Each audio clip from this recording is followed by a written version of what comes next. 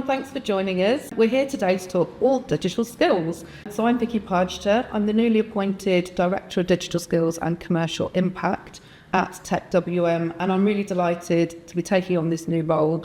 Those of you who know me will know that digital skills has been a passion of mine for quite some time. For the last 3 or 4 years, I've been leading the Birmingham Digital Futures Digital Skills Initiative for the City region, and have really built up that network and passion for this area. So delighted to be joined today by some of our partners from SF Technology, who I will get to introduce themselves in a minute. SF are going to be sponsors of the Digital Skills Symposium on the 22nd of October as part of Birmingham Tech Week. So really excited to hear some insights from you guys about what's going on in the market at the moment, some of the key trends you're hearing from employers, and how you're helping them with that. So do you want to introduce yourselves? Yeah, of course, I can begin. So I'm Rory Winters, I'm a specialist consultant in the interim market. Hi, I'm Alex Ward. I specialise at SF in the data and AI space. I'm Jack Stoll, Technology Business Manager. I've been here seven years working within the West Midlands ecosystem. Hi, and I'm Mike Lasser. I'm the Managing Director for SF Technology. Have been an avid supporter of Tech West Midlands and Birmingham Tech before that, and been involved since Yanis set up Birmingham Tech many years ago, and we're really excited to now be a patron of Tech West Midlands, and really, as recruiters, a deep interest in digital skills, both the provision and requirements for now, but what that means in the future. So I'm really excited to be partnering with Vicky and hope that we can help the whole West Midlands tech ecosystem find the skills that we need. Absolutely, and I think that's really key, isn't it? It's how we are coming together as partners and as a community and as an ecosystem to build and grow what is already a really burgeoning sector for the region. But how do we build on that? And I think one of the key foundations, I think most employers will agree, is getting that skill base right, and it can also be a huge blocker, so it's a massive opportunity cost. So one of my jobs in the new role is going out and listening and talking to employers. So you guys are out there on the coal front, as it were, all the time in the city and region. So what kind of trends are you picking up in the market at the moment? What are the key skills that people are really wanting? What's in demand? Well, I'll Jack, Alex and Rory talk about more of the individual skills that are required at the moment, and maybe just comment on the overall market that we're seeing. Tech West Midlands, with the Tech Commissioner, with the Combined Authority, got pretty big ambitions to help the West Midlands tech ecosystem expand up to over £100 billion by 2030. And with the growth company, with the chambers, we need to attract some of the best businesses that are already established to move into the area to do that. We also really have to foster and nurture startups, scale-ups as well, and can we build and grow in the region. But in my opinion, probably as a recruiter, but in my opinion, none of that can be done without the right people, and the right people without the right skills and the right attitude. And so there is massive investment, from Richard Barker from the Combined Authority, from Tech West Midlands. I know there's a fabulous collaboration of all the universities. We've got the boot camps, we've got the colleges, and ourselves all want to and many businesses as well, but ourselves that really want to pull together to make sure that we can understand what's needed out there in the market, but also then how can we attract these candidates with the right skills, whether training them, developing them, or attracting them for other areas, such as London, to move into the Midlands. So what we're seeing on the market as a whole is that there is high demand from established businesses for tech within a business or tech to enable a business, but then there's also a good level of demand for real techie type creators within software, data, AI, and certainly underpinned with infrastructure and security as well. And then the guys will pick up some of those trends that we're seeing at the moment. And we're seeing there's quite high demand across the Midlands. We're a great business. We kind of started our journey at SF Technology about the same time that Birmingham Tech did. So we've managed to grow year on year to keep expanding.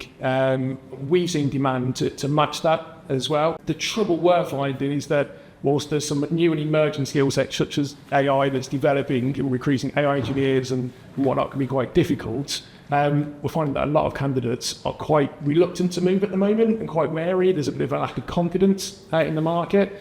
So we're seeing there's much more pressure.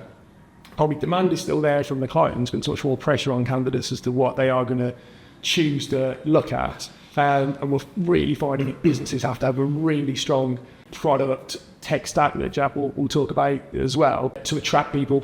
And then we're finding more of the established businesses are actually spending less time developing more junior members of staff as well. So there seems to be a lack of investment at the moment in developing junior developers, for instance, as everybody wants to try and move forward and kind of try and chase the pounds while their markets might be a bit tougher to sell in at the moment. So overall, we're seeing good levels of demand, hard to find candidates, but you can find them, and we're managing to do that. Our business will only grow if we're finding candidates and placing them into people and they stay with people as well. It's a pretty tough overall, but there are good skills around. We're placing people that are moving into the area. There's some great provision for training and development within skills, but it just needs to be brought together to be a bit more coordinated, which is your role, Vicky, isn't it? So hence joining TechWM and we put that together.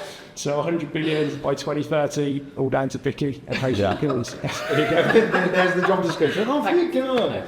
So if I pick up from I suppose just by insight, I look after kind of software engineers and kind of senior technical appointments, so your architects, your kind of C-suite type roles. I'd probably pick up on Mike's point around the lack of investment at the junior end. And when you drill down, I think as Mike said, it's just businesses becoming really focused on developing their product and monetizing it, and that's best with kind of senior engineers. So in terms of kind of the market at the moment, it's very much at that kind of mid to senior engineering level that we're seeing kind of growth in tech-enabled businesses. Surprisingly now, it's probably more at the tech-enabled businesses, people in kind of property, people in traditional financial services who demand remains strong, less so in the startup and scale-up space. I think that's just due to lack of kind of investment coming in. Hopefully will really start to pick up.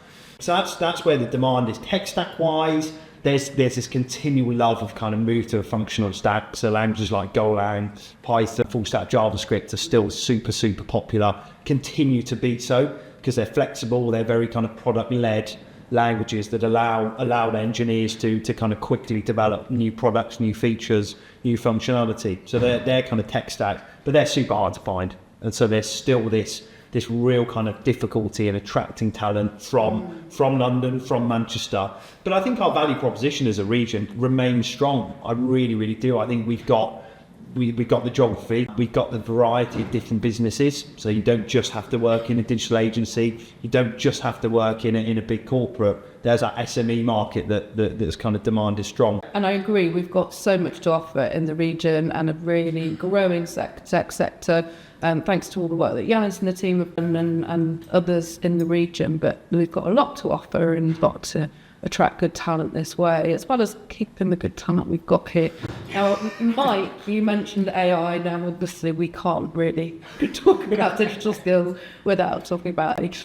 What are we seeing in that area at the moment, in this sort of market for AI skills? Yeah, so I think that when ChatGPT first emerged a couple of years ago, people were straight onto how can we make AI impact in our business. So there was a real race in getting new products and new platforms in to go through with that. But I think what was lacking was a real knowledge of the data infrastructure that has to sit behind AI to make it work properly. So whereas people first came into the market and bought new AI tools, they quickly found that things weren't working, they weren't getting the results that they needed.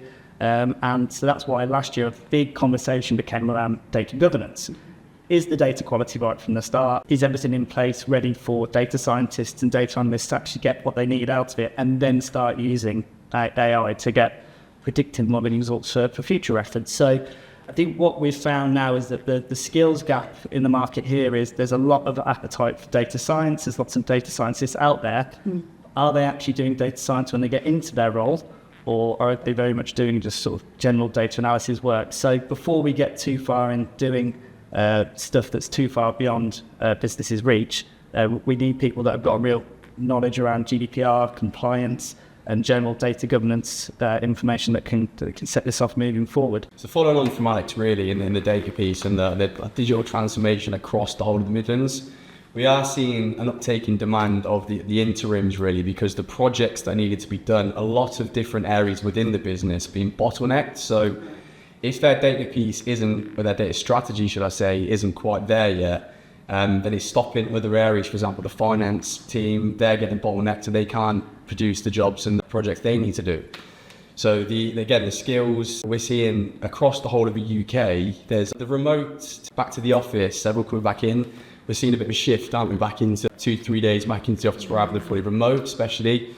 And the AI engineers, the ML engineers, there's a bit of a grey area of what are they actually doing within this piece. So we've just hosted an event all around Microsoft Fabric, which is the next big thing really in that data strategy. And a lot of people don't understand it yet, even your C-suite. So it's really good how we're trying to stay ahead and almost help educate the rest of the West Midlands. That's what we're here to do, bridge the gap between the businesses and, again, the skills in the market. So it's the one thing about the sector, and one thing about life in general really is the only constant is change.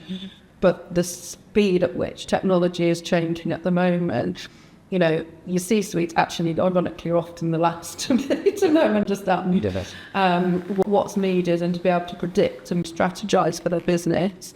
And I think, you know, the role that you guys play in helping with that is really, really important. Just to loop back to the AI side of it, what you mentioned there, Vicky, as well.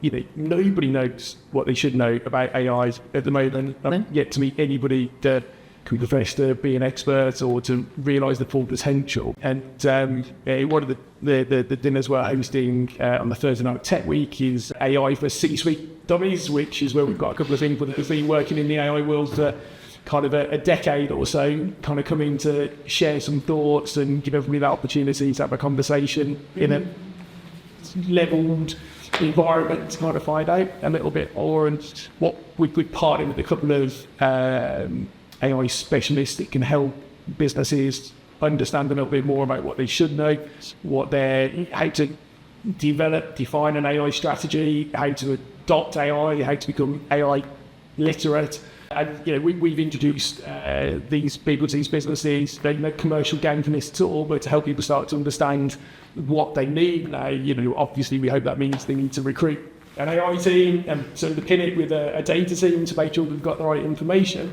And you get that drop down, but nobody knows. And we're recruiting and we're placing kind of AI engineers and leads, and we're just seeing what people need and the levels of candidates just vary incredibly from good junior software engineer or data analyst or data scientist who's then developed and taught themselves the tools needed to develop, build, use AI, through to people that have got 4 or 5 years experience producing products using AI, and the salaries to match that from somebody quite junior, 45, 50,000 through to somebody looking at 75 to 100,000 pounds. So probably on that AI point, that's probably the one area, that junior kind of level that is probably bucking the trend. If you've got a really amazing graduate or junior who's kind of come through the boot camp, who's super passionate about AI, they're getting jobs, and that's really, really exciting. I think as well, it's not just also, there's a gap now that's sort of being bridged together through tech and commercial roles.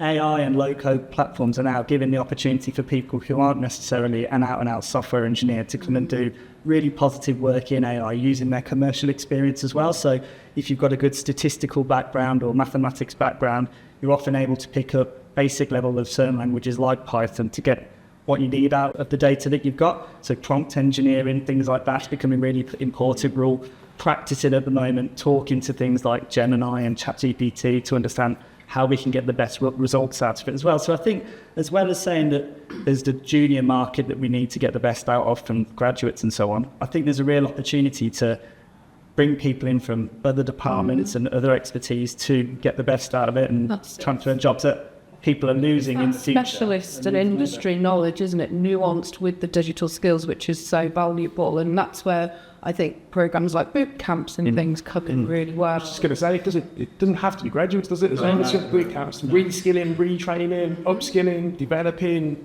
complete career changes. Again, it's someone, there's a massive opportunity for people right now. They've got to have a burning desire to understand and learn about AI and tech. You know, you can't kind of create that for somebody.